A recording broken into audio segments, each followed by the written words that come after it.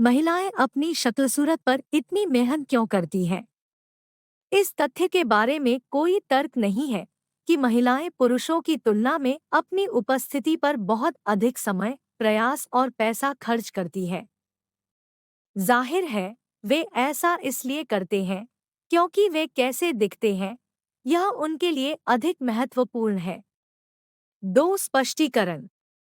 यह सवाल उठता है कि पुरुषों की तुलना में महिलाओं के लिए उपस्थिति इतनी अधिक महत्वपूर्ण क्यों है।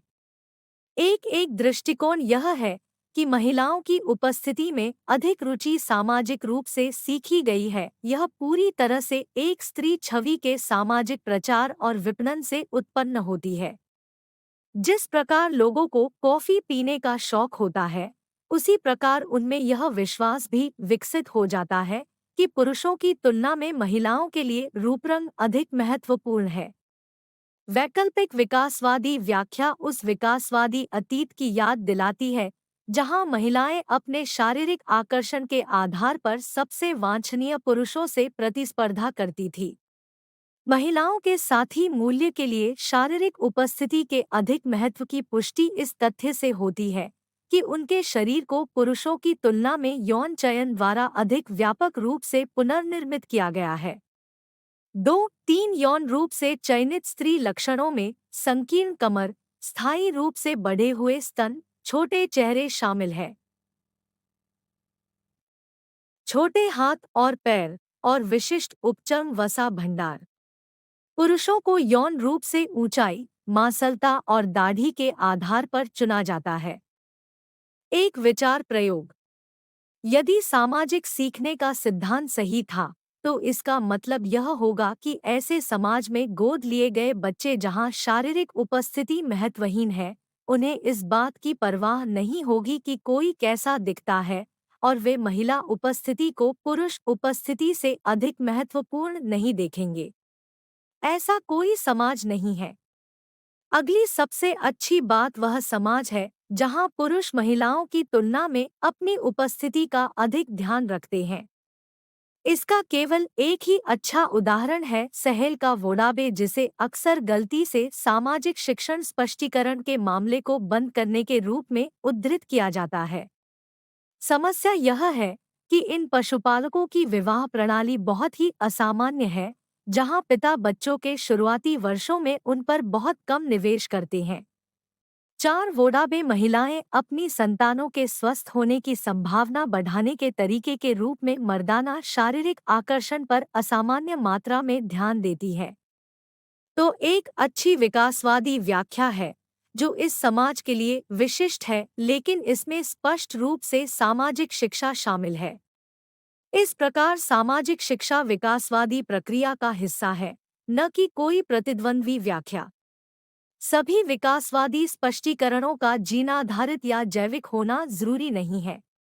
फिर भी, यदि जीन चयन के लंबे इतिहास ने शारीरिक आकर्षण के बारे में हमारी धारणाओं में योगदान दिया है, तो मस्तिष्क जीव विज्ञान और मस्तिष्क विकास में लिंग अंतर से इसके कुछ सबूत होने चाहिए।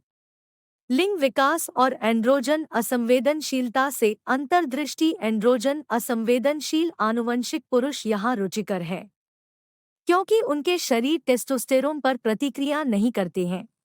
वे बाहरी रूप में एक महिला शरीर के साथ बड़े होते हैं।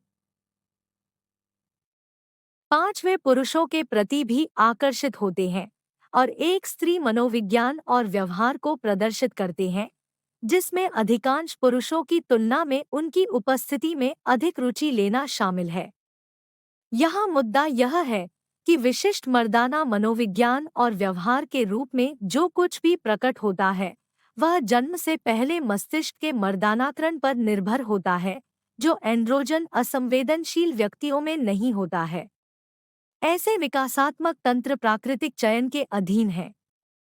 इस घटना के समकक्ष में आनुवंशिक महिलाएं शामिल हैं, जिनका मस्तिष्क जन्म से पहले ही मर्दाना हो जाता है।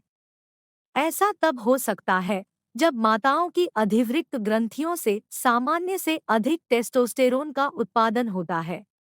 महिलाओं के मस्तिष्क के मर्दाना होने का एक अन्य कारण दवा डायथाइलस्टिल्बेस्ट्रोल (डीएस) था जिसका उपयोग गर्भनिरोधक के रूप में किया जाता था। जब महिलाएं गर्भावस्था के दौरान गलती से इस दवा का उपयोग करना जारी रखती थी, तो उनकी बेटियों का दिमाग मर्दाना हो जाता था।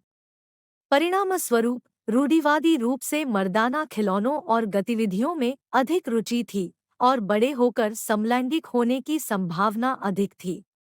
कुछ मामलों में इसमें व्यक्तिगत उपस्थिति में रुचि कम हो सकती है।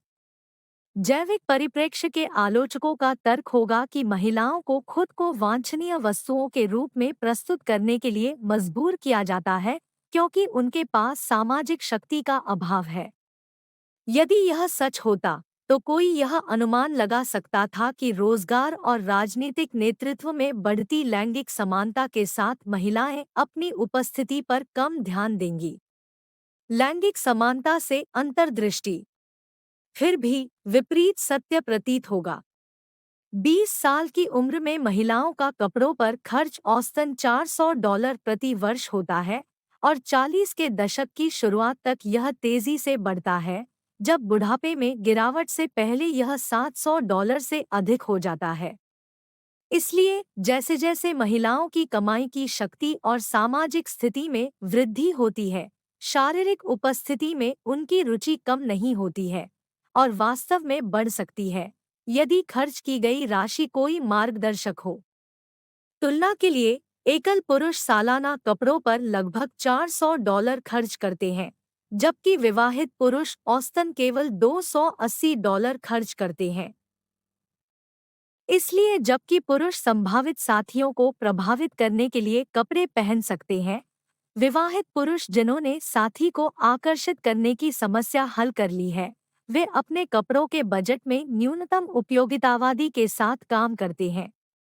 निःसंदेह, साथियों को आकर्षित करना ही सब कुछ नहीं है, और एक महिला जो काम से पहले अपने पहनावे और रूपरंग का ध्यान रखती है, वह संभवतः सेक्सी दिखने की बजाय पेशेवर और सक्षम दिखने में अधिक रुचि रखती है।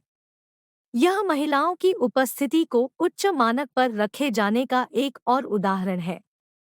इसमें कोई नई बात नहीं है। यह हमारी प्रजाति जितनी ही पुरानी है,